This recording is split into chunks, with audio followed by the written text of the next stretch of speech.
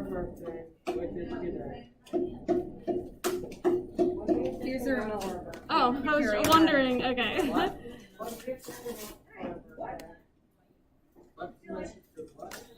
Yeah, she's a detective. No. What do you do? I don't pay attention. Do you give her birthday present? Yeah. Okay. Guys, I want to get started. Guys, you have a quiz today, and you only have this period to take it. So I don't want to waste any time talking at the beginning of the period.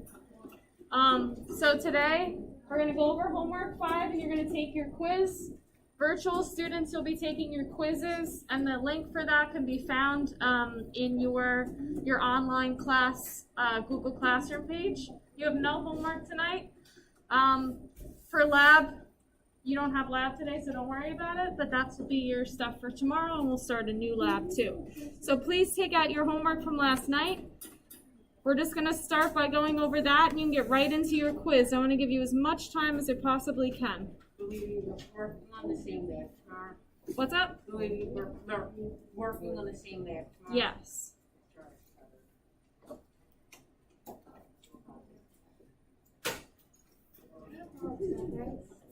No homework.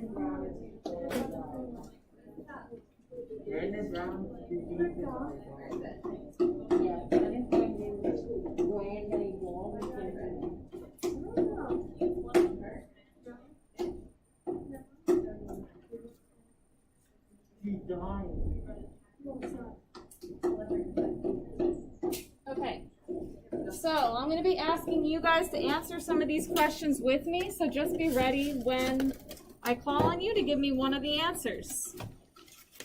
All right, the early stage of stars is called the what, Madison? Good, main sequence. I'm actually just going to keep the notes open. Oh, maybe I shouldn't have done that. It's lagging so much. I'm going to open the reference table so you can see where I'm getting the answers. And I'll just kind of be circling things as we go. So main sequence is the first one. Giancarlo, can you tell me one of the stars that's in the main sequence? Good, our sun. Give me another one that's in the main sequence. Michael. Besides our sun is? Cyrus. Good, Sirius. Okay, so in the main sequence are the sun, Sirius. Make your homework should be out in front of you. Lily, give me another one. What's that? Oh, Barnard Star. Yep, exactly. So we have the sun, Sirius, Barnard Star. Give me another one, Sarah.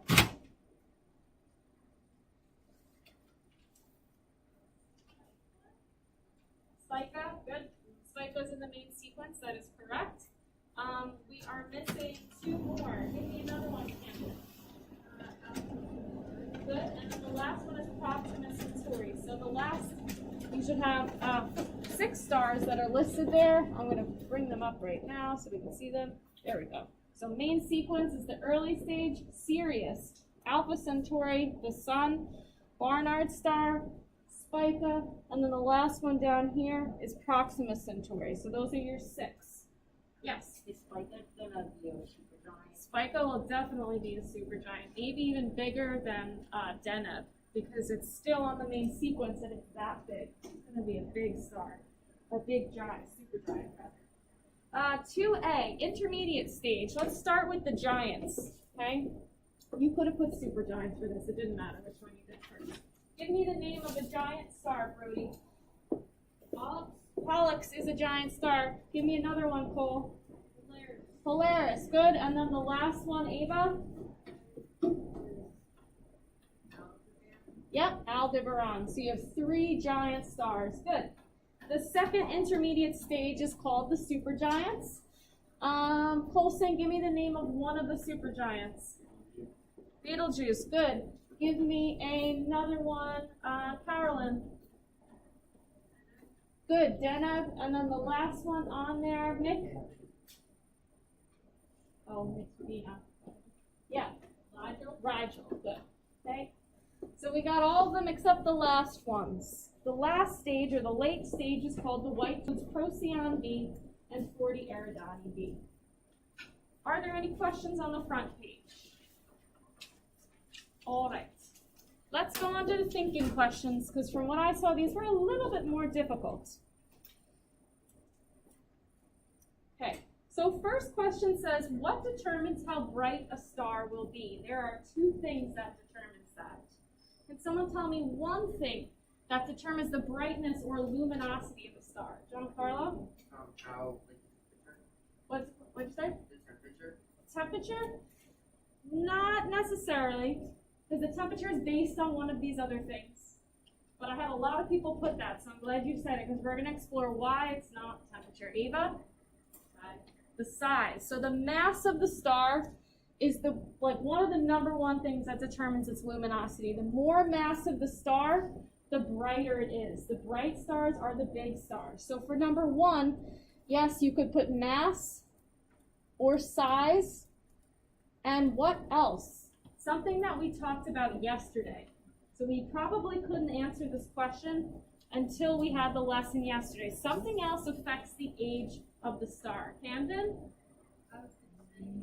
Age, yeah, exactly. I just gave you the answer, didn't I? Age is correct. Okay, and if you're confused by that, just look up here quick, and let's follow the sun.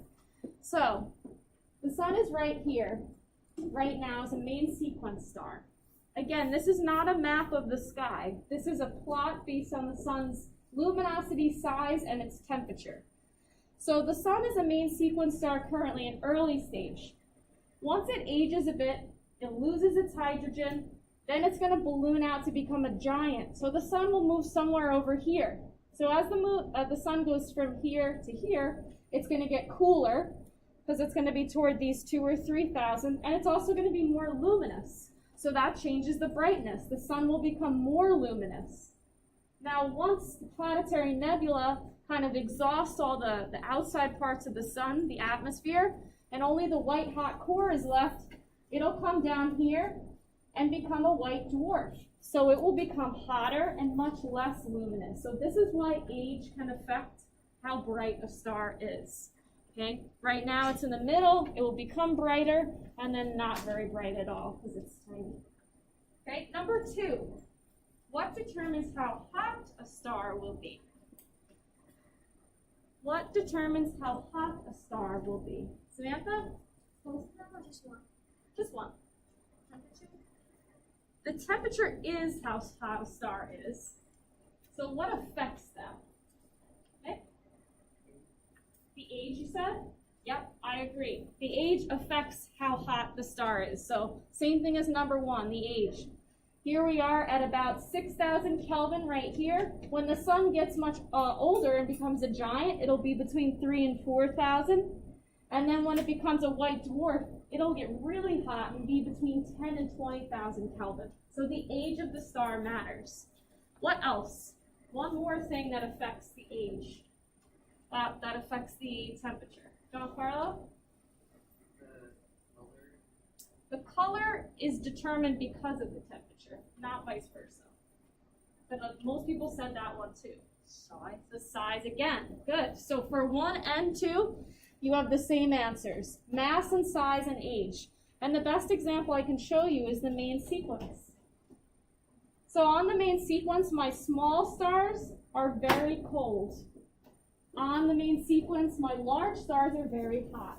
So it is when the star is young, the size depends decides the temperature. Cold stars are small, hot stars are larger.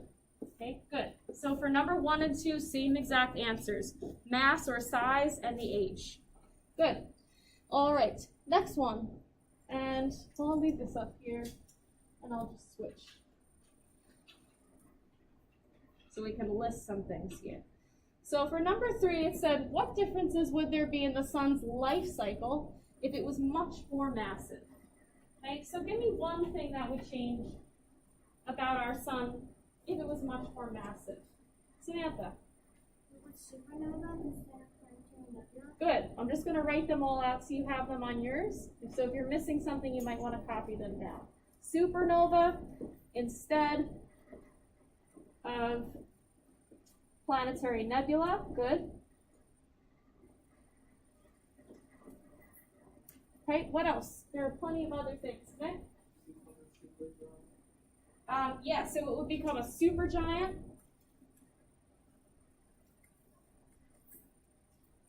Instead of giant.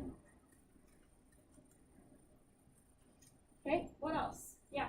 Instead of white and black dwarf, it would become a neutron star and a black hole. Good, very nice. So it would become a black hole or neutron star instead of planetary nebula. Well, instead of black dwarf or white dwarf.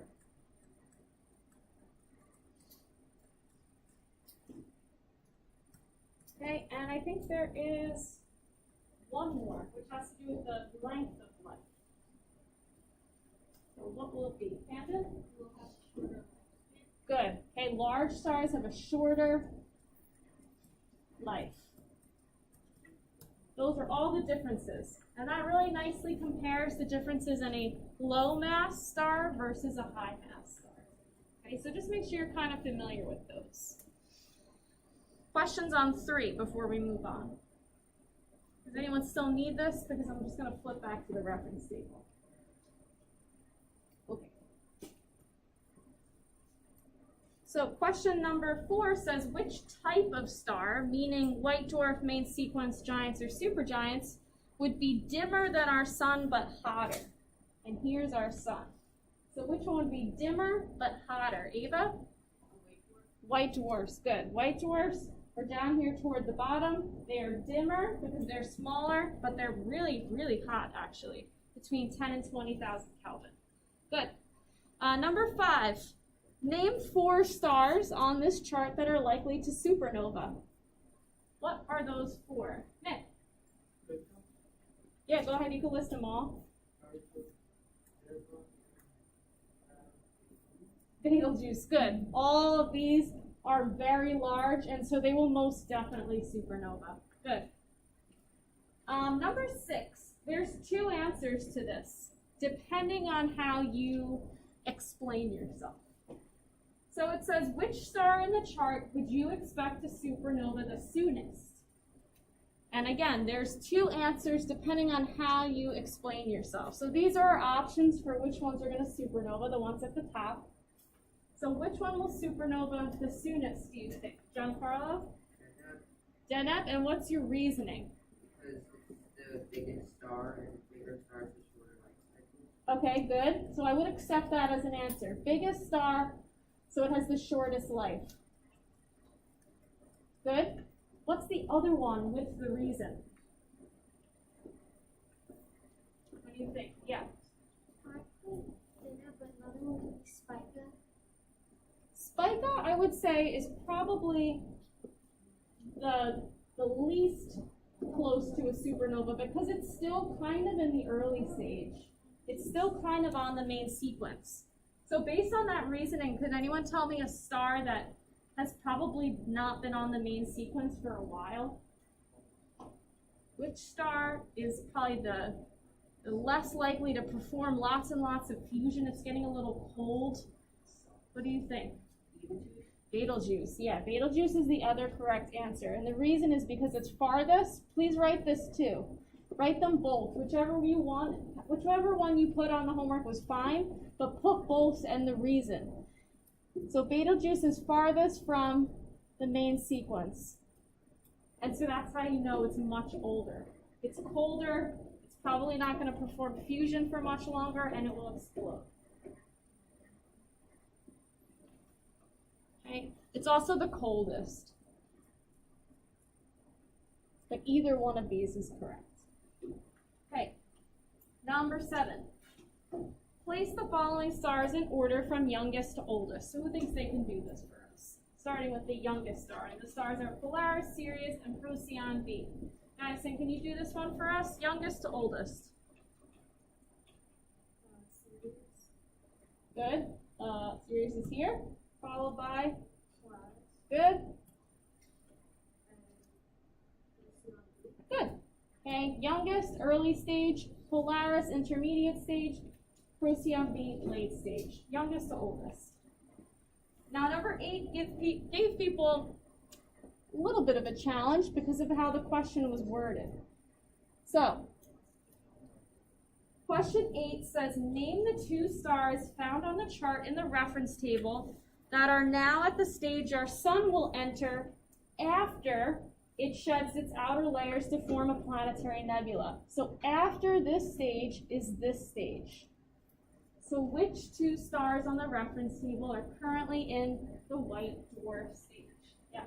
40 Eridani B and Procyon B. Good, perfect. 40 Eridani B and Procyon B are both white dwarfs, and that'll be right where our sun is after the planetary nebula stage.